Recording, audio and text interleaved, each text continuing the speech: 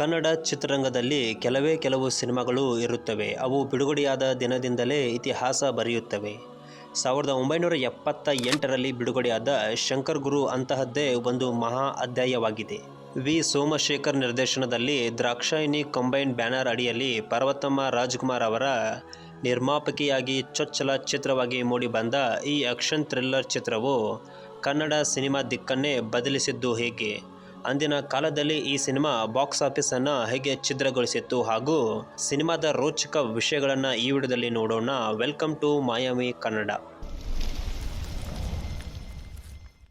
ಈ ಚಿತ್ರದ ಅತ್ಯಂತ ದೊಡ್ಡ ವಿಶೇಷತೆ ಏನೆಂದರೆ ಡಾಕ್ಟರ್ ರಾಜ್ಕುಮಾರ್ ಅವರು 3 ಪಾತ್ರದಲ್ಲಿ ಅಭಿನಯಿಸಿರುವುದು. ಕುಲ ಗೌರವ ಚಿತ್ರದ ನಂತರ ಡಾಕ್ಟರ್ ರಾಜ್ಕುಮಾರ್ 3 ಪಾತ್ರದಲ್ಲಿ ನಟಿಸಿದ ಎರಡನೆಯ ಚಿತ್ರವಿದು. ಇದಲ್ಲದೆ 3 ಪಾತ್ರದಲ್ಲಿ ಅವರ ಏಕೈಕ ಬಣ್ಣದ ಚಿತ್ರವೂ ಇದೆ. ಜಯಮಾಲಾ, ಪದ್ಮಪ್ರಿಯ, ಕಾಂಚನ, ವಜ್ರಮುನಿ, ಬಾಲಕೃಷ್ಣ, ತೂಗುದೀಪ ಶ್ರೀನಿವಾಸ್ ಮತ್ತು ಉಮಾ ಶಿವಕುಮಾರ್ ಅವರ ಬಲಿಷ್ಠ ಅಭಿನಯ ಚಿತ್ರಕ್ಕೆ ಇನ್ನಷ್ಟು ತೂಕ ನೀಡಿತು. ಚಿತ್ರದ ಕಥೆಯನ್ನ ದ್ರಾಕ್ಷಾಯಿಣಿ ಕಂಬೈನ್ ರೂಪಿಸಿದರೆ ಚಿತ್ರಕಥೆ ಎಂ.ಡಿ. ಸುಂದರ್, ಸಂಭಾಷಣೆ ಚಿ. ಉದಯಶಂಕರ್ ಮತ್ತು ಸಂಗೀತ ಉಪೇಂದ್ರ ಕುಮಾರ್. ಪ್ರತಿ ಪ್ರೇಮಿಗೂ ಶಕ್ತಿ ತುಂಬಿದವು.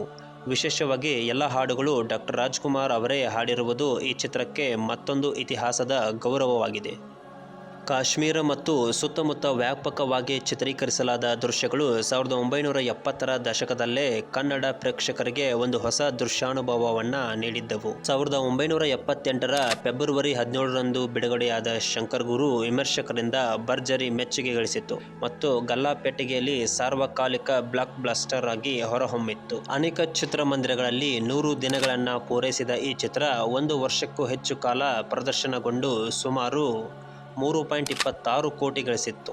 ಅಷ್ಟೇ ಅಲ್ಲದೆ 1972ರ ಬಂಗಾರದ ಮನುಷ್ಯ ಚಿತ್ರದ ದಾಖಲೆಯನ್ನು ಮುರಿದು 3 ಕೋಟಿಗೂ ಹೆಚ್ಚು ಗಳಿಸಿದ ಮೊದಲ ಕನ್ನಡ ಚಿತ್ರ ಎಂಬ ಹೆಗ್ಗಳಿಕೆಯನ್ನು ಪಡೆದು 1970ರ ದಶಕದಲ್ಲಿ ಅತಿ ಹೆಚ್ಚು ಗಳಿಸಿದ ಕನ್ನಡ ಚಿತ್ರವಾಗಿ ಗುರುತಿಸಲ್ಪಟ್ಟಿತ್ತು. ಚಿತ್ರದ ಸಂಕಲನಕ್ಕಾಗಿ ಪಿ. ಭಕ್ತ ವತ್ಸಲಂ ಅವರಿಗೆ 1977-78ರ ಕರ್ನಾಟಕ ರಾಜ್ಯ ಚಲನಚಿತ್ರ ಪ್ರಶಸ್ತಿ ಅತ್ಯುತ್ತಮ ಸಂಪಾದಕರಿಗೆ ಲಭಿಸಿತ್ತು.